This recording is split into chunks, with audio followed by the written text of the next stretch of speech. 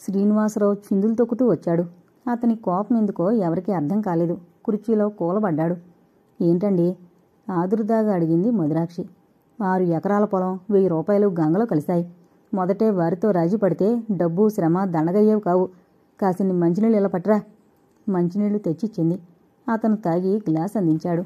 నేను మొదట అనలేదా, అమ్మగారి అదృష్టం వెలిగిపోతోంది, ఏది పట్టినా మన్నేనని. నా మాట ఎవరు వింటారు? ప్రాణం పోయే వరకు సాధించిన మహాతల్లి నేడు రాదేం?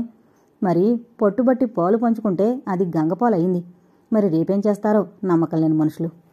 చిచ్చి, ఈ భూముల విషయంలో ఇంత అన్యాయమా? పైకి వెళదామన్నా ధైర్యం చాలడం లేదు. అంతా వాడికి అనుకూలంగానే ఉన్నారు. అయినా దండగ చాలు, ఇంకా దేనికి? బ్రతికినన్నాళ్ళు భరిద్దాం. రుసరుసలాడింది. రేణుక అంతా వింది. నిజమే, బ్రతికినన్నాళ్ళు ఒకరికి భారం అవడం ఏం బాగుంటుంది? కాస్త శ్రీనివాసరావు శాంతించాక అతని దగ్గరికి వెళ్ళింది. నాన్నా. విసుగ్గా చూశాడు. నాన్న, ఇలా మీకు ఎన్నాళ్ళు భారంగా ఉండాలి? ఎక్కడైనా ఉద్యోగం చూసి పెట్టండి. వసుధ పెరుగుతోంది. దానికి ఫీజని, బట్టలవి ఎన్నో కావాలి. మీ అన్నన నా బ్రతుకు నేను చూసుకుంటాను. మీరు పెద్దవారవుతున్నారు. నువ్వు చేస్తావు, నేను చేయిస్తానమ్మా. నెలకు 200-300 రూపాయల జీతాల రూపంలో గుమస్తాలకు జీతగాళ్ళకిచ్చే శ్రీనివాసరావు 100 రూపాయలకు కూతుర్ని బయట పంపాడని అనుకోరు. ఇలాగే సాగిపోనివ్వు. ఇప్పుడేం తక్కువైంది? తిరుగుళ్ళు తక్కువయ్యాయి. అన్నీ చూసాం.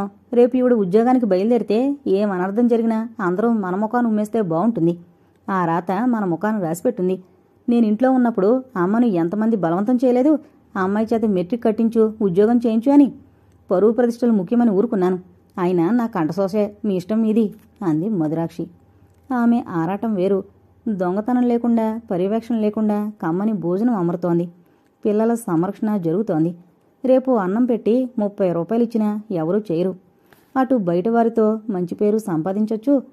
ఆ ఉద్దేశం ఉన్నప్పుడు కాస్త నోరు తగ్గించి సంవత్సరానికి పిల్లకో 4 జతల బట్టలు, తల్లికో 2 జతలు కొని శాంతంగా ఉంటే గొడవే ఉండదు. కానీ అధికురాలన్న గర్వం ఎప్పుడూ ఏదో అనిపిస్తూనే ఉంది. అంతకంటే ధైర్యం చేసి స్వతంత్రంగా ఉద్యోగం చేసే తెగింపు రేణుకలో లేవు. ఆనాటి నుండి తిరిగి సాధింపు మొదలైంది. కొత్త పద్ధతులు అమల్లోకొచ్చాయి. వంట కాగానే అన్నీ పైకి పట్టుకుపోయి భార్యాభర్తలు, పిల్లాడు భోజనం చేస్తారు. పాత్రల్లో అన్నం, చారు మిగులుతుంది. నెయ్యి బీరువాలో ఉంటుంది. పెరుగుతుంది. ఇంకా పాలు దేనికి? వసుదకు కాఫీ ఇవ్వు. యజమానురాలి ఆజ్ఞ 2వ రోజు నుండి అమల్లో పెట్టబడింది. రాత్రిపూట మిగిలినన్నం తల్లి కూతుళ్ల పలహారమైంది. విధి తీసిన దెబ్బకు తల ఉంచింది రేణుక. అమ్మా, పొద్దుట వంకాయలు కోసావు, వండలేదా? రోజూ చారేనా? నీకెన్ని జ్ఞాపకమే. ఇదిగో మీ తాతగారు తినలేదు. కూర తెచ్చి వసుధ కంచంలో వేసింది మధురాక్షి. ఛీ, పిన్ని ఎంగిలి! కూరెత్తి అవతల వేసింది వసుధ. రేణుక హృదయం సంతోషించింది. పిల్లలు దొరికిందే చాలని ఆబగా తినరాదు. నీలుగుడు పాడుగాను గొణుక్కుంటూ వెళ్ళిపోయింది పిన్ని. వసు, అమ్మ ఏడవడం ఇష్టమేనా, లేక సంతోషంగా ఉండాలా? ఛీ, నువ్వేడిస్తే నాకు ఏడుపు వస్తుంది. నువ్వు సంతోషంగా ఉండాలమ్మా. మరి నేను ఏది పెడితే అదే తినాలి. ఇంట్లో అదొండారు, ఇదొండారు అని అడగకూడదు. అంగీకారంగా తలూపింది. తలోపడమే కాదు, తిరిగి ఎప్పుడూ పండ్లు తింటున్నా, ఇంట్లో విందులు జరిగినా తల్లి చేత్తో పెట్టిందే తప్ప మరొకటి తినలేదు. ఇంత చిన్నపిల్లకు ఇన్ని ఆంక్షలేమిటా అని బాధపడ్డా ప్రస్తుత పరిస్థితుల్లో అదే మంచిదని ఊరుకుంది. సాయంత్రం తల్లి బీన్స్ కోస్తోంది. దగ్గరే చాప వేసుకుని కూర్చుని కాగుడింతాలు రాస్తోంది. నిజంగా క్షణం ఆనందపడ్డాడు తాత. నల్లంచు రంగు వంకాయ రంగు పట్టుపరికిని, అదే రంగు జాకెట్టు ఆ పిల్ల ఒంటిపై మెరుస్తున్నాయి. 2 చేతుల మీదుగా వేలాడే వెడల్పైన జడలు. చక్కగా మఠం వేసుకుని కూర్చుని ఒడిలో పలక పెట్టుకుని తామరతూడుల్లా ఉన్న తన చిన్న చేతులను కదిలిస్తూ రాస్తోంది. ముచ్చటగా ముద్దుగా ఉంది. బీరువాల నుంచి ప్లేట్లో రవ్వలడ్డు, కారపూస పోసి శ్రీనివాసరావు ముందుంచింది మధురాక్షి. నాకెందుకేన్ని, పిల్లలకు పెట్టు. వాళ్ళు దినమంతా తింటూనే ఉంటారు.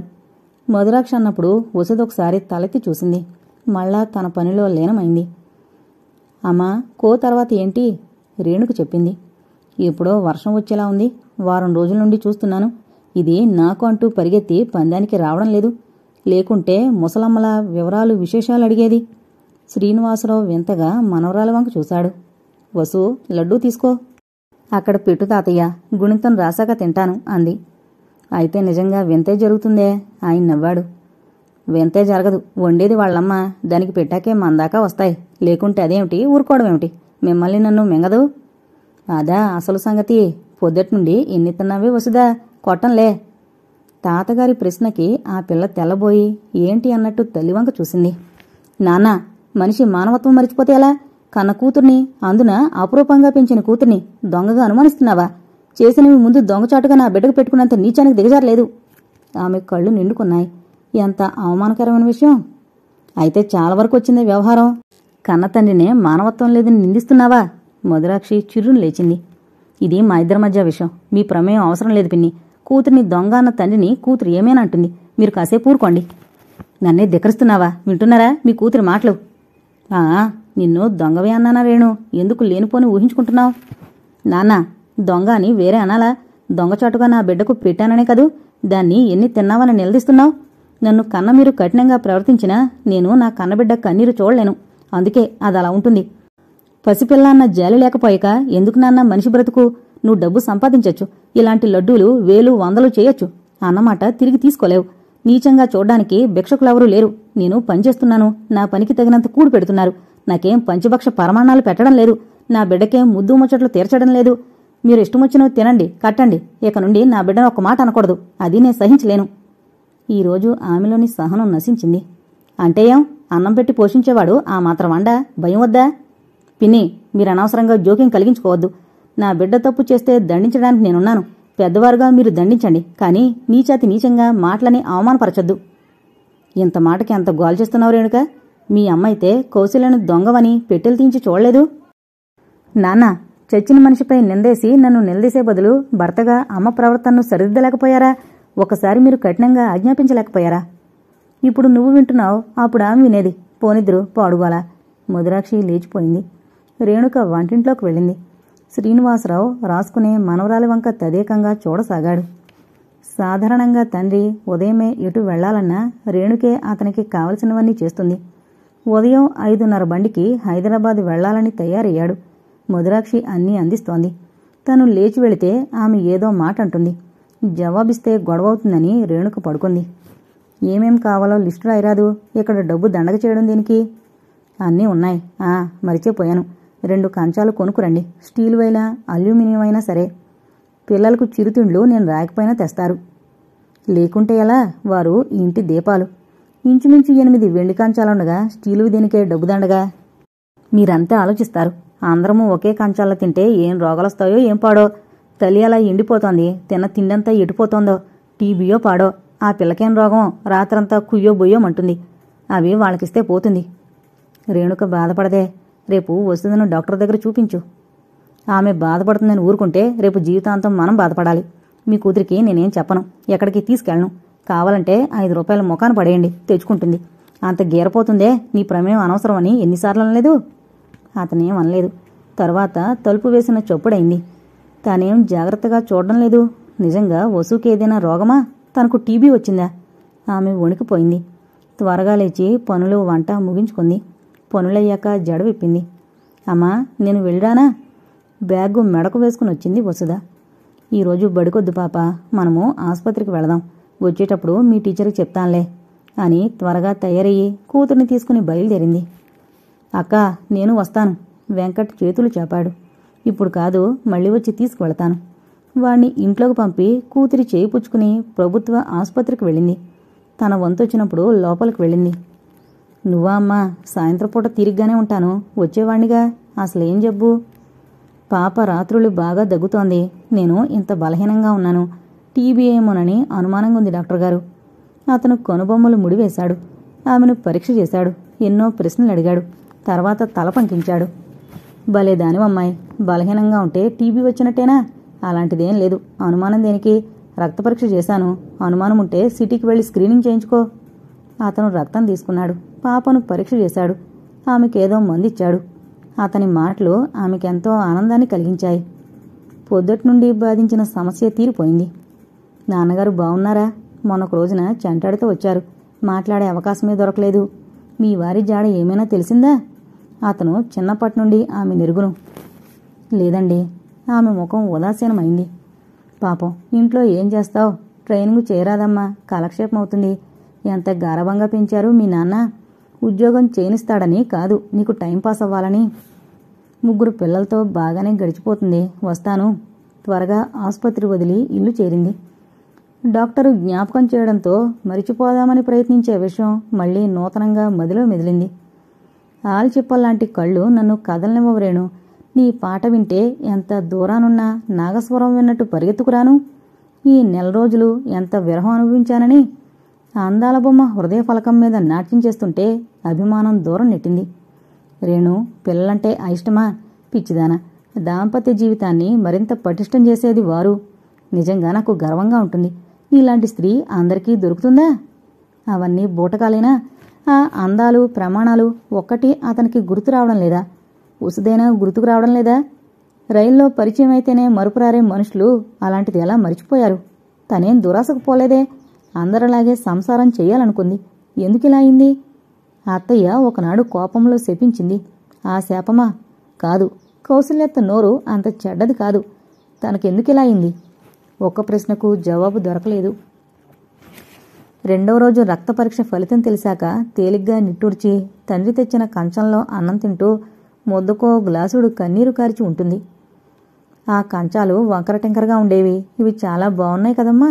వసుధ అడిగింది. అవునమ్మా, చాలా బాగున్నాయి. మరి నువ్వు ఏడుస్తున్నావేం? తినడం ఆపి చూసింది. లేదే, కంట్లో ఏదో పడింది. కూతురు వంక చూస్తే బాధేసింది. పెరట్లో కూరగాయలన్నీ తనే పండిస్తుంది. కానీ ఒక్కనాడు తిని ఎరగదు.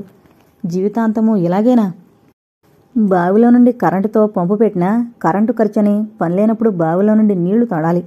దానికోసం పెద్ద నీటి హౌజు కట్టించారు. వీలైనంతవరకు వెంకన్నే తోడుపోస్తాడు. తప్పితే రేణుక. అది నింపి దినమంతా పనులకు మొక్కలకు వాడతారు. ఈ హౌజుకు మూత వేయించి కాస్త తెరిచుంచాలి పిన్ని. పిల్లలు తిరుగుతారు. పిల్లలు పెరట్లోకి ఎందుకొస్తారు? అయినా చూద్దాం అంది. అది రేణుకలాంటి వారికి చేతనైతే ఎప్పుడో చేయించేది. పనివారు రావాలి. అందుకే ఎప్పటికప్పుడు ఆలస్యం అవుతోంది. ఆ రోజు శనివారం.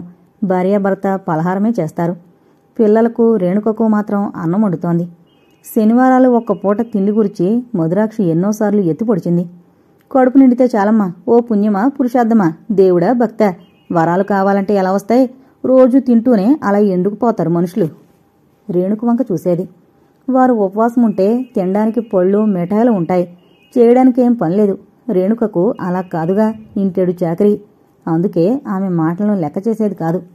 ఆ రోజు ఎప్పట్లా కాసిన్ని బియ్యం వండేసింది.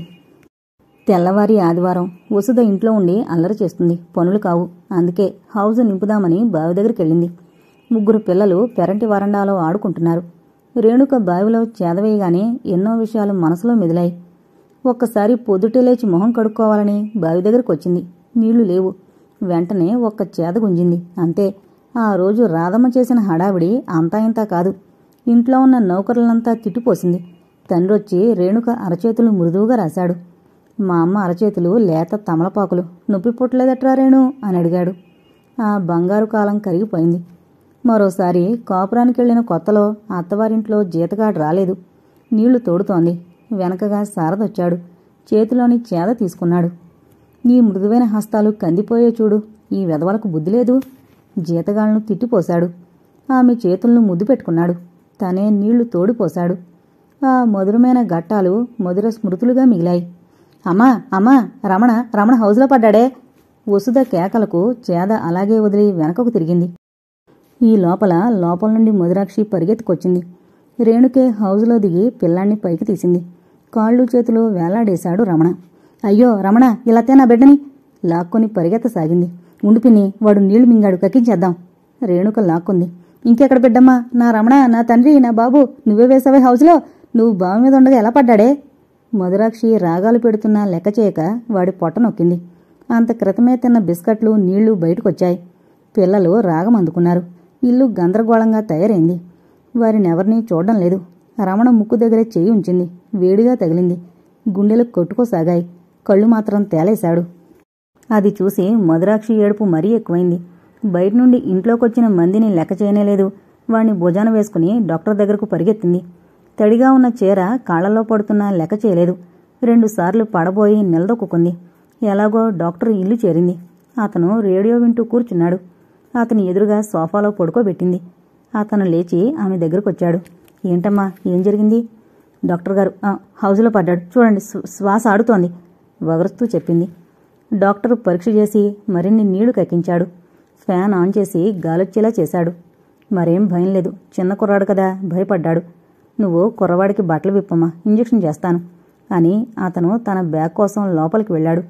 రేణుక బట్టలు విప్పింది. రమణ, బాబూ అంటూ పిలిచింది. సోఫా దగ్గర కూలబడింది. నిలబడే శక్తి కూడా లేదు.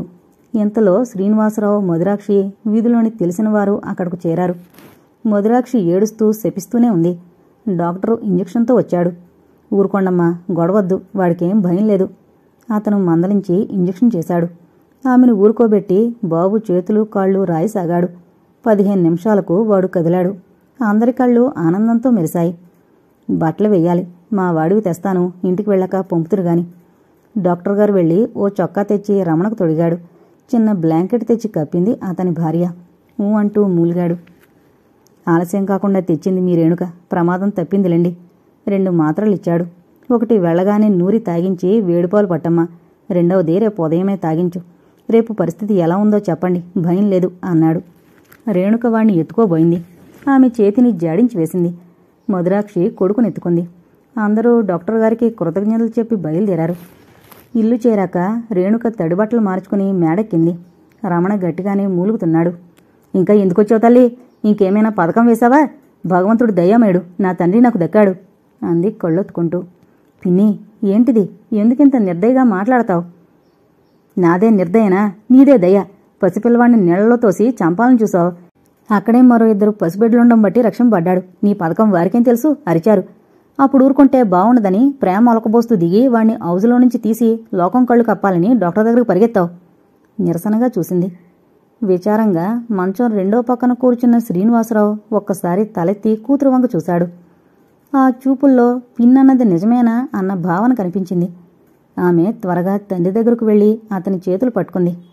నాన్న, మీరు నమ్ముతున్నారా? నాకు రమణ, వెంకట్, వసుధ ముగ్గురు సమానమే. ఏ పాపమూ ఎరగని ఆ పసిబిడ్డపై పగదేనికి? ఈ మధ్య వారికి దూరంగా ఉన్నాను. పిన్ని నాకు లేనిపోని రోగాలున్నాయని భ్రమపడితే పిల్లలను జాగ్రత్తగా ఉంచాలని కాస్త దూరం జరిగాను. నీ కూతురిని నా పిల్లలను ఒకే దృష్టితో చూసావా? నమ్మమనేనా? నువ్వు 5 అడుగుల దూరంలో ఉన్నావా? వాడెలా పడ్డాడు నాకు తెలుసు. నీ మనసు నిండా ద్వేషమే. నా బిడ్డలకు జరిగినట్టు నీ కూతురికి జరగడం లేదని కుళ్ళు. అవకాశం దొరికినప్పుడల్లా ఇద్దరిని హతమారిస్తే నీ కూతురే ఆస్తికి వారసురాలవుతుందని నీ ఎత్తు. పిన్ని, నోరుందని ఎంత పడితే అంత మాట అనేవారికి జవాబు చెప్పలేను. మీ ఇష్టం వచ్చినట్టు ఊహించుకోండి. నా మనసులో అలాంటి భావం ఉండి నేను ఆ కార్యం చేస్తే నా బిడ్డ నాకు దూరం అవుతుంది. కానీ అనాథగా మీ పంచం చేరానని ఎన్ని అనాలో అన్నీ అంటున్నావు. అది నా కర్మ మిమ్మల్ని ప్రేరేపిస్తుంది. వస్తాను. త్వరగా మేడదిగొచ్చింది. అమ్మా, రమణేమో ముందు బొమ్మ వేశాడమ్మా. నేను రమ్మని పిలుస్తుంటే బొమ్మ అందుకోబోయి తనే పడ్డాడు. మరి పిన్నేమో నువ్వు వేసావంటోంది. నేను చెప్పబోతే గట్టిగా కొట్టిందమ్మా. కూతురు బ్లౌజు లేపి వీపు చూసింది. పచ్చని శరీరంపై 5 ఏళ్లు ఎర్రగా కనిపిస్తున్నాయి. తల్లి కూతుళ్ళు అభోజనంగా పడుకున్నారు. చాలాసేపటికి మధురాక్షొచ్చి పాలు కలిపి తీసుకెళ్ళింది. పలహారం చేశారేమో ప్లేటు తెచ్చి కింద పెట్టింది. ఎందుకు నన్ను వివాహం చేసుకున్నారు? ఎందుకిలా బాధల పాలు చేశారు? ఒక్క పూట తిండి తింటూ మీ నేనున్నా ఎంత బావుణ్ణు. భర్తను తలుచుకుని దుఃఖించింది. సారథికి ఆమె దుఃఖిస్తుందని తెలీదా? తెలుసు. యుగాల నుండి పురుషులు స్త్రీ కన్నీటితోనే తమ గమ్యం చేరుకుంటున్నారు. రామాయణం విన్నా, భాగవతం విన్నా, మరే చారిత్రకం విన్నా అలాంటి స్త్రీలు కోకొల్లలు కనిపిస్తారు. ఉదయం నీరసంగా లేస్తుండగానే సీతమ్మగారు పోయారని టెలిగ్రామ్ వచ్చింది. తండ్రితో విషయం చెప్పి తను బయలుదేరింది. వారు వస్తామని గాని సంతాపం గాని తెలపలేదు. మామూలుగా మాట్లాడుతున్న కుమారుని చూసి మురిసిపోయారు. ఆడపడుచు ఇల్లు చేరేసరికి బంధువులంతా చేరారు. ఆమె పాదాలు పట్టుకుని బౌరుమంది. వసుధ కూడా ఏడ్చింది. ఇప్పుడొచ్చి ఏడుస్తుంది. ముసల ప్రాణం రోజూ పిల్లలను కోడల్ని చూడాలని కలవరించేది. పుట్టింటివారు ఉన్నవారు, అత్తతో ఏం పని? పనుంటుందనా? అంతా ఉన్నవారైతే మనవరాలి ఆటపాటలు చూసుకో అత్తయ్య అంటూ తీసుకెళ్లి 4 రోజులు ఉంచుకోలేదు. ఆ కాంతమ్మ దొడ్డగుణం గలదు కాబట్టి తల్లిని చూసింది. ఈ మాత్రం సంబరానికే కొడుకులు కోడళ్ళంటూ ప్రోకులాడతారమ్మా. ఈరోజొచ్చింది, అదేనయం. మాకైతే నమ్మకం లేదు. కాంతమ్మ ఎన్నో ఉత్తరాలు రాసిందట. ఒంటరిగా ఉంటే బాధలేదు, పేగుముడి పిల్లందిగా. ఏమోనర్రా, ఆ అమ్మాయి కూడా ఎలా అయింది? ఇదివరకు వచ్చినప్పుడు చాలా బాగుండేది. ఆ పిల్ల ఇబ్బందులు ఎవరికి తెలుస్తాయి? భర్త లేందే అందరికీ భారమే. భారమెందుకు? గారాల కూతురట. మోరుడి తల్లి కూడా చాలా మంచిదట. రాధమ్మ కర్మలకు వీరంతా వెళితే ఎంతో బాగా చూసిందట. మరొకరైతే మీ తమ్ముడు పిల్లను కని మా నెత్తిన వేసి పోయాడు అని దులిపెదురు. అమ్మలక్కల వ్యాఖ్యానాలు సాగుతున్నాయి. అత్తింటి వైపు వారు ఆదరిస్తారని నమ్మకం లేదు. అవసరమొస్తే తలొకరాయి వేస్తారని తెలిసిపోయింది. విని విని చెవులు మొండిబారాయి. అత్తగారి దహన సంస్కారాలు పూర్తయ్యాయి.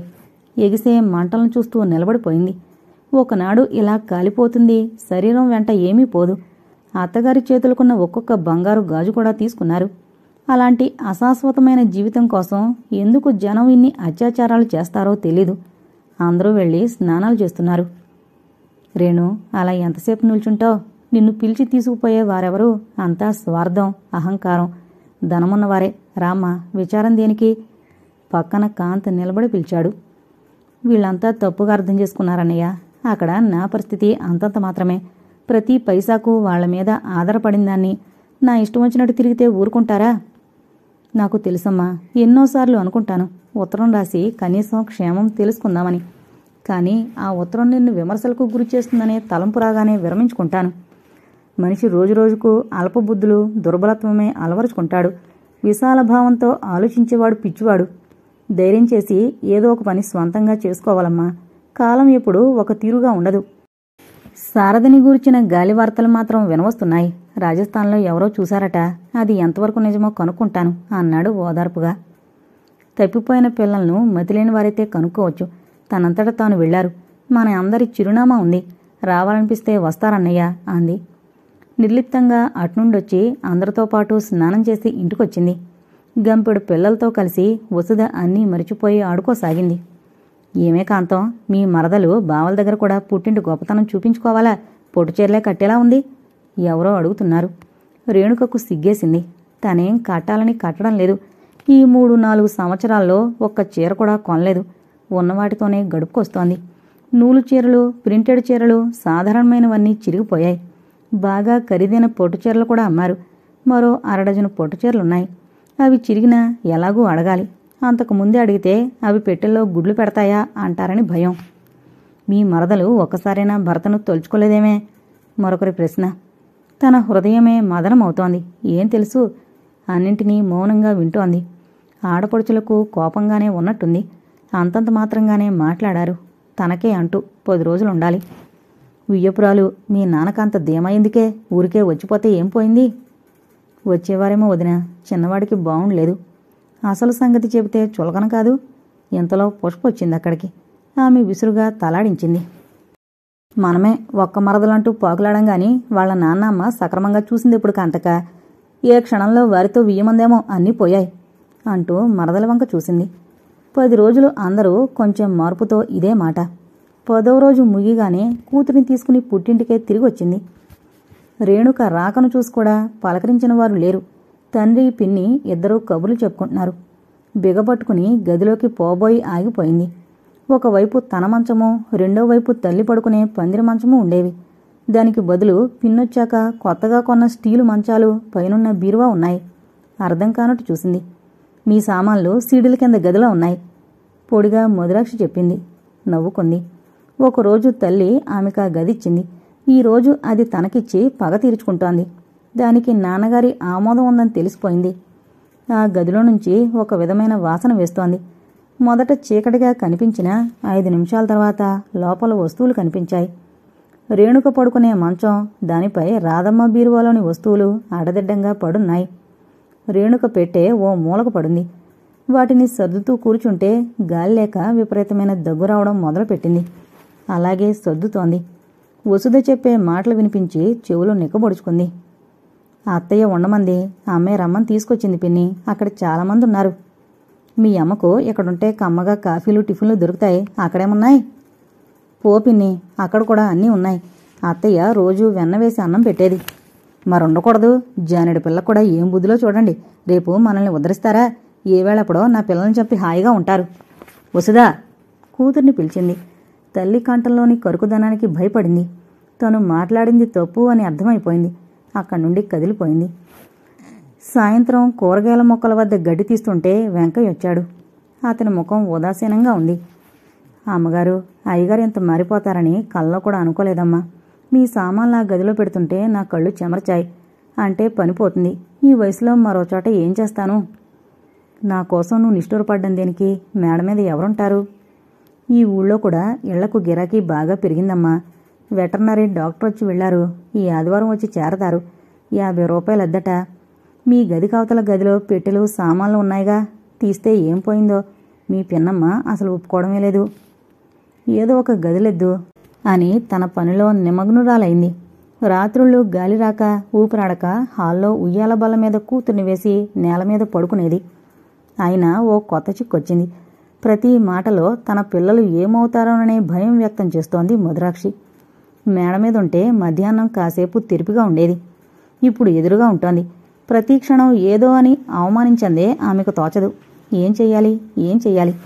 ఇదే ఆలోచన ఆమెను వేధించసాగింది. కాంత్ అన్నట్టు ధైర్యం చెయ్యాలి. వెంటనే తన సర్టిఫికెట్లన్నీ దులిపిపెట్టింది. ఎలా అప్లై చెయ్యాలి, ఏం ఉద్యోగం చెయ్యాలి అన్నదే సమస్య. మధురాక్షి మాట్లాడడమే మానివేసింది. అన్నింటికీ తాళం వేస్తోంది. వంటకు సామాన్లు కొలిచిస్తోంది. సాధించినంతసేపు సాధించి పైకి వెళ్లి పశువుల డాక్టర్ భార్యతో మాట్లాడుతూ కూర్చుంటుంది. వీధిలో నుండి మేడకు మెట్లు వేయించాడు.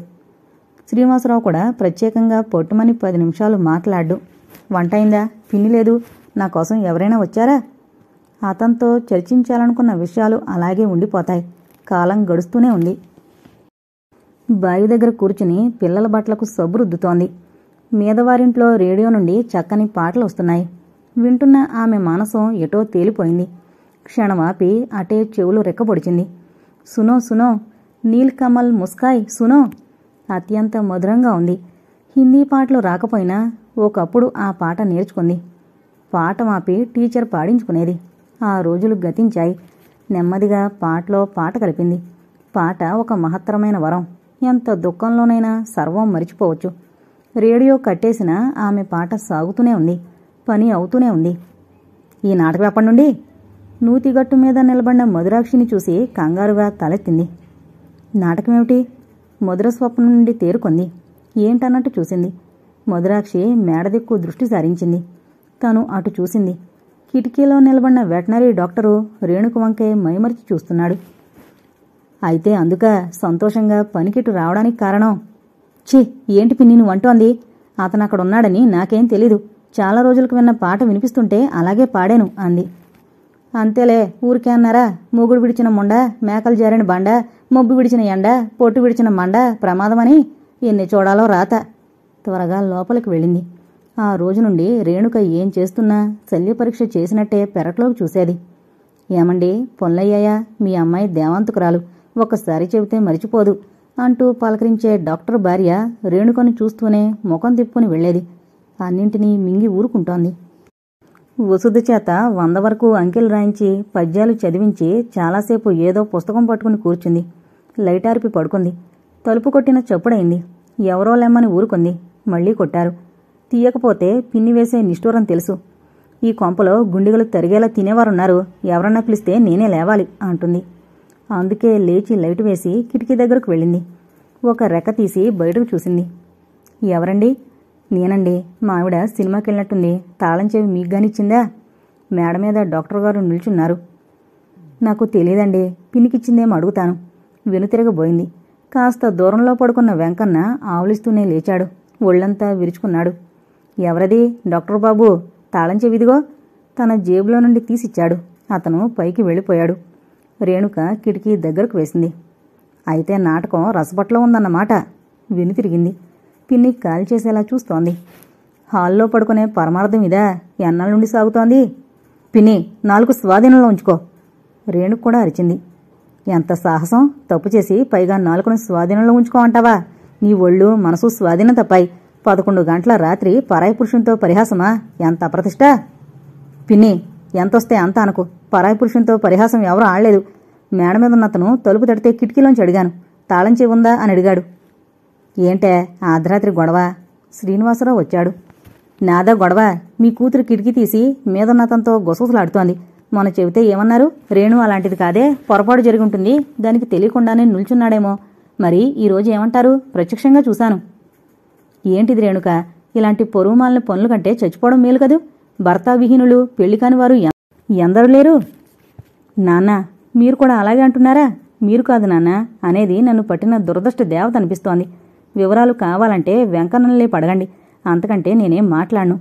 చాప మీద చెతికిలి పడింది. వెంకన్న మన సొమ్ము తింటాడు, అమ్మాయిగారు అంటూ తిరుగుతాడు. అవతల వైపు నుండి ఎంత ముడుతుందో. తగుదునమ్మా అని పొట్టుచీరలో తిరగడం దేనికి? ఆ మొగుడు ఏనాడో చచ్చుంటాడు, బ్రతికితే రాడా? ఆ అలంకారాలని తీసేయించి 2 సైనగుడ్లు తెచ్చిస్తే పోతుంది. రుసరుసలాడింది. అర్ధరాత్రి వరకు ఆవిడ మాటలకు అంతే లేదు. భగవాన్, వారెక్కడున్నా క్షేమంగా ఉంచు అని మనసులోనే ప్రార్థించుకుంది. ఇంకిపోయిన కన్నీరు బయటకు రాలేదు. రాతి బొమ్మలా కూర్చుంది. 2వ రోజు నుండి ఇంట్లో సాధింపు మరీ ఎక్కువైంది. చీటికి మాటికి వసుధపై చేయి చేసుకోవడం ప్రారంభించింది మధురాక్షి. రేణుక తన బాధను మింగుకోలేకపోయింది. ఒక నిశ్చయానికొచ్చింది. నాన్న, మీకిష్టం లేదని తెలుసు, అయినా అర్థిస్తున్నాను. మీకు బరువుగా ఉండడం భావ్యం కాదు. నాకున్నదల్లా వసుదే. అది అవమానింపబడుతుంటే చూస్తూ ఊరుకోలేను. నాకేదైనా ఉద్యోగం వచ్చేటట్టు చూడు, ఆ పైన మా బాధ నీకుండదు. శ్రీనివాసరావు భోజనం చేస్తుంటే అడిగింది. ఇల్లన్నాక పిల్లను ఒక దెబ్బ వేరా? అంత సున్నితంగా ఎలా పెంచుతారు? దాన్ని ఒక్కదాన్నే కాదు, నన్ను సాధిస్తున్నారు. ఎంతకని ఊరుకోను? మీరు ఒక్కనాడైనా నా విషయాలు ఆలోచించరు. సాధిస్తూ ఇంత కూడు పెడుతున్నారు. ఒక్కనాడైనా బట్టలు కావాలా, ఇంకేం కావాలి అని అడిగారా? నాకేం పీతాంబరాలు కొనమని అనలేదు. సాధారణమైనవి 2 జతల బట్టలు కొంటే చాలు. ధనవంతుల ఇళ్లల్లో సంవత్సరానికి ఒకసారి పనివారికి కొంటారే, అంతకంటే అధ్వానపు బ్రతుకైంది. మీ పిల్లలు తింటుంటే నా పిల్ల చూస్తూ ఊరుకుంటుంది. దాని పసి మనసు కోరికలకు అతీతం కాదని మీకు అర్థం కాలేదు. ఈ గొడవలన్నీ దేనికి నాన్న? నా బ్రతికేదో నన్ను బ్రతకనివ్వు. బ్రతకరాదు, వద్దని ఎవరన్నారు? ఇన్ని మాట్లాడిగి నిందించి నా సాయం అర్థించడం అవివేకం. నీ ఇష్టం వచ్చినట్టు బ్రతుకు అన్నాడు విసురుగా చేయి కడుక్కుంటూ. తండ్రులు కూడా ఇంత పరాయివారవుతారని అనుకోలేదు నాన్న. మీలాంటి వారిని చూసే బాలనాగమ్మ కథ రాశారేమో. నిస్పృహగా వెళ్ళిపోయింది. 3 పూట్ల తినలేక దుబ్బుడై ఉద్యోగం చేస్తూ ఆటలాడొచ్చునట. మీలాంటి తండ్రట. దానిలాంటి బిడ్డలు మాత్రం లోకంలో లేరు. 24 గంటలైనా బిడ్డలను కళ్ళలో పెడుతుంది. తిండి తినకనైనా అలా రాయిలా ఉంది. దొంగ తిండ్లు, దొరతిండ్లు అన్నీ అబ్బుతున్నాయి. సాగిపోతోంది మధురాక్షి వాక్ ప్రవాహం. దృఢంగా ఆ ఇల్లు విడిచే నిర్ణయం చేసుకుంది. ఉమాకాంత్కు సాయం అద్దిస్తూ ఉత్తరం రాసింది. వారం రోజులు ప్రత్యక్ష నరకం చూస్తూ అతని జవాబుకై ఎదురు చూసింది. ఆమె ఆశ నిరాశ అయింది. అతని నుండి ఎలాంటి జవాబు రాలేదు. ఎక్కడలేని నీరసం ఆవహించింది. ఒక్కసారి అందరిపై కోపం వచ్చింది. ఇంట్లో నుండి ఏ ఆధారం లేక బయటపడి అల్లరిపాలయ్యే కన్నా చావడం మేలని తలచింది. ఒంటరిగా బయట అడుగుపెట్టిన స్త్రీల కథలు వింది. ప్రత్యక్షంగా ఆ ఊర్లో వేశ్యా జీవితం గడుపుతున్న స్త్రీలను చూసింది.